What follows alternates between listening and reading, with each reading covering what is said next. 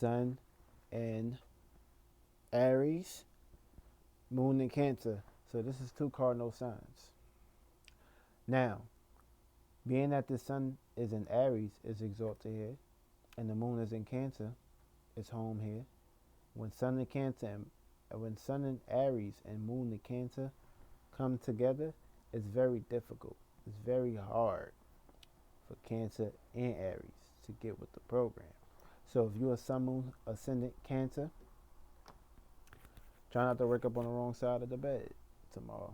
And if you're a Sun Moon Ascendant Aries, try not to wake up on the bed tomorrow neither, because the Sun is in your ball court. But with this Moon in Cancer, emotions can be a little shadowing.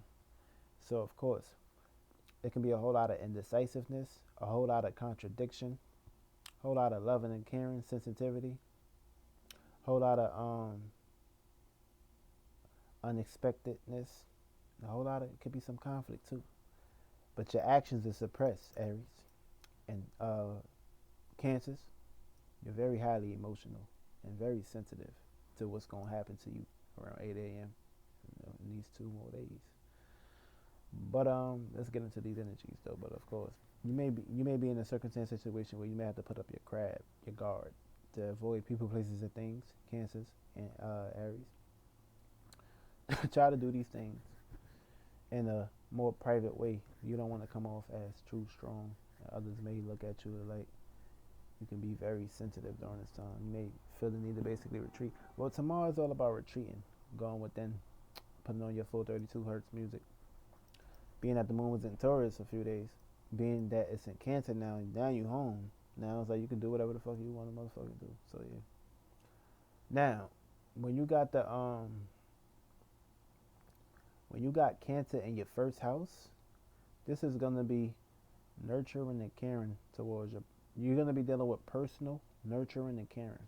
See, it may be very hard to cope with this because family may have been very detached towards you, or you may be in circumstances, situations where things may go extreme, or there can be a whole lot of conflict and a whole lot of abuse going on at home. So you can be at odds, and the energies can be up and down, and it's gonna be a lot of shit going on. So try to just be calm, cool, and collective. When you got this in the second house, you're gonna be valuing people, places, and things. Try to make sure you don't put yourself in a circumstance situation of coming up with emotional guilt or worry, because these things can come subconsciously and you don't know where they're coming from. So try not to give into that. And they can be very hard coping with going to changes and shit. You may feel the need not to basically be changed. You feel the need to be fixated, even though your family was strict to you. But you can cope with the unoriginal and original. When you got the Cancer in the third house, this is gonna be unstableness. Family may not give you room or improvements to be accepted. Family may be detached. Family may not be there. This can be an internal tensions that you may be dealing with tomorrow. So try not to get yourself in circumstance situations of that. Try to be more strong emotionally and be more passionate. When you got Cancer in the fourth house, this is basically dealing with private home family issues. It's gonna be very hard to connect. It may be very hard on yourself, but you got to be creating new ways on how to be creative and come up with new ways on how to deal with your feelings and emotions. Family members may have passed away early, or circumstances, situations play out where people, places, and things may not have been truly there to be sensitive or caring towards you. You just may have to do everything on your own and be the boss. Be the boss of the house, pretty much. When you got this in the fifth house, emotional expression. See, it may be very hard because family members may have put a leash on your head all the time, and being that you always wanted to express yourself, you probably may have not been able to do these things. So yeah, try to loosen up and express yourself more, and try not to be caged in, because their upbringing may have been too fixated by them compromising your expressions or your actions or the need for you to be yourself. Now Cancer in the sixth house. This is lack of emotional connections. You may feel not loved or unwelcomed at home. Try to pretty much fix this by having a strong mental mind and having a strong routine that you can stick towards to, where you can either love and nurture for yourself. But as you grow up, these things may change. May be opposite now. You may be the most loving, caring person by family members now. So don't give into guilt. Don't give into worry. Don't give into hypochondria. Yeah, everything will be alright. When you got this in the seventh house, you're gonna be relating to you be relating more of your compassions. Yeah, you're gonna be relating more of your comparisons towards people outside of you or people who you related to. Family may have raised you very well, but you may put yourself in circumstances, situations where you may not trust people, or you may not get too connected with people. You may put up your crab when meeting new people and shit like that. Being that this is the seventh house of loving and nurturing and caring, you may feel the need to basically run away from people, places, and things that may try to put a leash on you. So try to find balance. Try to open up more, and you'll be alright. Eighth house. Now the beans is never boiling perfectly well in this house. See, there can be circumstances and situations where emotions can be stolen. Feel me? And also, this can be a circumstance situation where, well, actually, Cancer don't even fuck with this house. So, like, there could be a whole lot of dark shit going on in your mind, a whole lot of devious things that can be playing out. You may have a whole lot of jealousy, but you also may feel the need to basically detach from people or not be expressive. Can be a whole lot of manipulation going on, a whole lot of dark shit going on in the house. So yeah, try to find ways where you can just close out from the world, put on some 432 hertz music, and find yourself, which is more important. When you got this in the ninth house, you're gonna be basically reacting and responding to moral principles. You may pretty much not even love being at home. You feel the need to always travel and get out. Like it's just always something about you. Your ass just don't know how to sit the fuck down. Like you just always fucking wanting to feel the need to be outside or go here and go there. Like sit your ass the fuck the hell somewhere. Like it's gonna be very hard and difficult for you to stay in one spot. Like you just all over the fucking place. And it's like you just don't feel loved or you just don't feel like being home. You could be in a mansion right now. You still gonna feel like it ain't shit to be there. So try to be calm, cool, and collected, and everything gonna be alright. Now when you got this motherfucker in the when you got this shit, oh shit, what the fuck was that? When you got this shit in the 10th house, it don't even love being here. Cancer don't even fuck. Opposites attract, but Cancer don't really fuck with this because it don't like being restricted or having boundaries and shit. When you got this in the 10th house, it's gonna be very uneasy. You may feel the need to basically take on too many responsibilities or too many duties and obligations. You probably was a person in life that always got in trouble for doing your best, and it still wasn't enough, and you still feel like you wasn't shit. Even if other family members in the house probably don't even do shit, you just probably always was the one to get picked on and shit. Try not to put yourself out there. Just close yourself in if you have to sometimes. Everything don't need fixing though. Just fix your mind state and these things won't play out into your ways of difficulties. 11th house.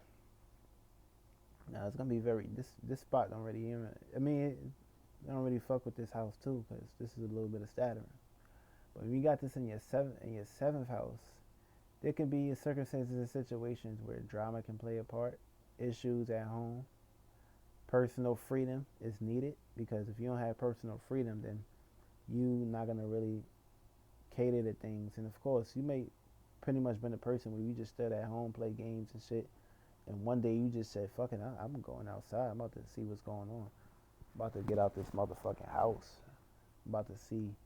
Where I can you may fuck around, put yourself to join in a gang and shit, or just either way, your life will develop and get better down the line. But probably had divorce and shit, or issues with family members and something like that, some shit like that. Also, 12th house, last but not least, when you got this in your 12th house, it could be a whole lot of shadiness, passive aggression, deceitfulness, tricks, hidden agendas. This is like a circumstance situation where you must have not felt like you was loved. The more you believe in the negative, the more you receive the negative. So whatever's on your heart and mind is how it's gonna shape and form when this motherfucking moon get in Pisces. But for the zodiac signs, um, Aries, there's gonna be ups and downs with expressing your true core during this time. It may feel suppressed, actions may feel suppressed, energy may feel suppressed. But you're gonna be expressing yourself in ways of ups and downs. You may be in a whole lot of conflict, but your tempers ain't gonna be there for long. It's gonna be rising and going. Moon and Aries, you're gonna be receiving this. Tauruses, you're gonna be seeing the other side when it comes to possessions, values, love, and of course, security. Now, you're gonna go to the extremes too by nurturing and caring for people. Take your time.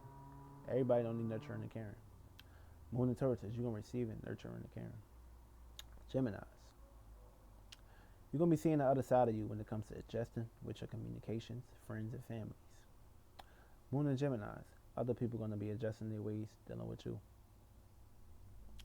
Cancers, you're gonna be seen on what to do and what not to do when it comes to being sensitive, caring, loving, and upbringing.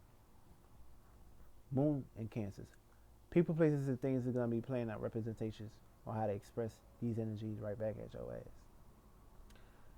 Leos, you're gonna be expressing yourself in ways on how to adjust to ways of being open, being adaptable, and of course, being nurturing and caring.